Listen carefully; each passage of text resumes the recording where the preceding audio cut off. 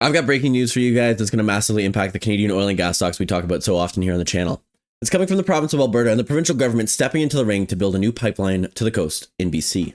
Now, I think it's not going to shock anybody that the province of Alberta wanted this to get done, and the provincial government has been pushing this. The premier is constantly talking about it, it's in the news constantly.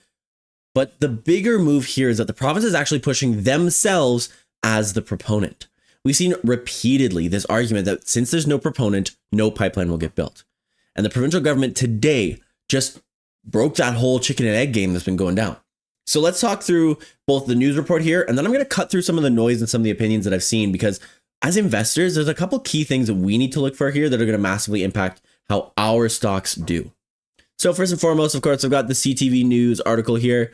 A couple of key things. They're committing $14 million. The province itself is committing $14 million to propose this, right? So they're going to do a lot of the technical work. Now, I think this should be easy because, I mean, there was already a proposal from Enbridge who looks like they're going to help partner with the government on this. So seeing that, that this money is going forwards, it's really going to help get this thing actually going. She is saying that this is like an important thing that we should do for the whole world, basically. Obviously, BC is going to be a little bit of a pushback against this. They're trying to unlock some wealth, all that stuff. And really, this is just all playing that National Projects Office, which we talked about as being so important to this general industry. Because the National Project Office allows for, or the Major Projects Office, allows for these nation building things to get through all the regulation that's been in the way. Now, industry has said repeatedly, we're not going to build anything unless you remove or change, maybe redraw or refine this regulation, right? You got to change it in a way that allows for the industry to grow. And I think we've seen a lot of agreement on that from the current brand of the federal government. Now, of course, politicians, I don't trust. I don't think any investor should ever invest based on the word of a politician. And so that puts us in an interesting position here where we're being not just promised something, but we've seen concrete action from one level of government pushing another level of government to create a big private project. So really interesting. There's a couple of things that are going to happen with this project that are important that might not necessarily be in here. First and foremost, Enbridge, TC, and SOBO are going to help work on this project, but they're not going to put the money up front. So this isn't an Enbridge project today. It's not a SOBO project or a TC Energy project. This is an Alberta government project with those guys backing them up. Again, I mentioned that should make the whole technical specs a lot easier. Enbridge literally tried to build this exact same kind of project back in the day. And a second thing, I listened to the whole press conference today, which is tough to do when you're already, you're trying to have a full-time job. So you're sitting through lunch just listening to the press conference. And I think a couple interesting points were made that not too many have picked up on because they didn't really make the news pipelines. I mean, we're seeing all the politics on here on CTV on the news. But what about the actual proposal? What's going to go forwards? And I think there's a couple interesting points. First off, 1 million barrels a day is a big word here. It's going to be massively impactful towards this project. It's going to be massively impactful towards this industry. 1 million barrels a day would dramatically shift the story in Canada as far as oil and gas goes. Think about what we've been looking at over the last little bit. We've seen a lot of production per share growth and very minimal production growth. I mean, with TMX coming online, there was some production growth, with the various proposals and the various different things going on. Obviously, there's some natural gas growth, but as far as oil goes, 1 million barrels a day would dramatically increase the amount that Canada is able to produce. This would mean potential for massive expansion in the oil sands and could unlock some serious opportunity for some companies there. Now, of course, being as this is just a proposal, we don't know what those opportunities look like. But I think the biggest thing that we would probably see is a massive shift in the WCS-WTI differential. It's a storyline we've talked about many, many times here on the channel, but essentially those dollars that are, it's usually somewhere in the range from, 15 on the high end to 8 on the low end. But those dollars are pure profit that these Canadian companies are missing out on today that they could make in the future. It's a big part of why we say that this project could shift every single one of the Canadian oil stocks' fortunes, regardless of if they're part of the project or if they're supplying the long-term contracts. A second thing that this would do is it would push for longer term growth and for long-term optimization and for long reserve life growth. And I think the company that comes to mind, I mean, I talked about CNQ just this week, but think about any of these oil sands companies, right? Anyone from Strathcona, Meg, Obviously, Synovus, those three have been really sort of tied together in this whole story. CNQ, Suncor, Imperial, right? These guys have long reserve lives. These guys are going to be key to supplying the deals that make this project work, right? So look for that kind of stuff going on. Look for maybe if this thing does go forwards in the November update of the Major Projects Office, look for then, deals being struck between international demand essentially and these suppliers. Also look for, what kind of companies are going to get in on this once the proposal goes forwards. Because the idea here is that Alberta taxpayers aren't supposed to pay for the whole thing. They're not going to own the pipeline. Instead, they're putting the money forward so that the pipeline goes ahead so that they can make money on the royalty.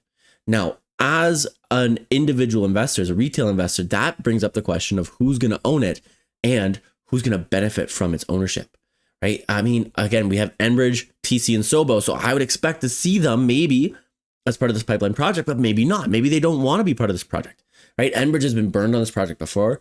TC and Sobo obviously have a very interconnected relationship, but they've been burned on big, major Alberta-based oil pipeline projects, right? So maybe there's a story there that they don't want to be part of. So who's going to own it?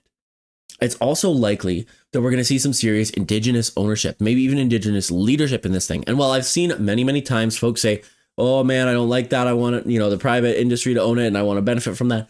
You cannot argue that Indigenous ownership and Indigenous leadership doesn't make these projects way easier to get done. It might be the only way.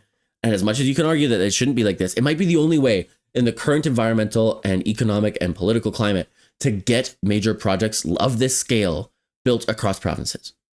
I'm sorry, if you don't want to hear that, that's maybe not something that you should be investing in. But if you want big pipeline projects to go forwards, you need Indigenous groups at the front line, both for oil and for gas. We've seen that with Silasams, right? Huge Indigenous-led project, way easier to get done, way less pushback, right? You don't see massive protests or blockades there. Instead, you're seeing acceptance, right? And while there's going to be some conflict, there's always going to be conflict, right? People always want to be part of the winning group. They don't want things to change, or they do want to have, right? There's always going to be conflict. But if you have these Indigenous groups at the front, you have them actually built in as part of the equity team, part of the team building the thing, it is way easier and way better for these companies, which means that on the back end for us as owners and the producers, there's a huge amount more money to be made way sooner. So we should be huge fans of this and we should encourage it to go forwards. Here are the things that I think you as an investor should look for. So first and foremost, does this thing actually happen? Again, I don't trust politicians. I don't invest based on the words of politicians. So if this pipeline goes forwards, huge. Pay attention. Right? If they, announce they've submitted an application to the Major Projects Office, if the Major Projects Office responds to it, if we see a major private ownership group get built, right? And we look at who's part of that, right? If we see maybe a deal made supplying or whatever it might be, right? All of these different announcements that indicate that, yeah, there's now more and more money backing this thing and it's going to go forward. Huge to look at. And it's huge to look at who is in there. Obviously, I'm going to talk about it whenever I see interesting things. But if you own, be it Enbridge or CNQ or, all the way down the list of size, right? If you own any of these companies, pay attention to this news story and read beyond the headline. Because the headline today is all about the politics of Alberta versus BC. But that's not what investors care about. Investors care about if this project gets done, if it transforms an industry, if it unlocks a huge amount more growth, if it unlocks a huge amount more money coming into these companies, right? If it changes the calculus on the valuation of some of these companies, right? There's a huge amount to be said here. And, we're in the very, very early innings. This is just a proposal.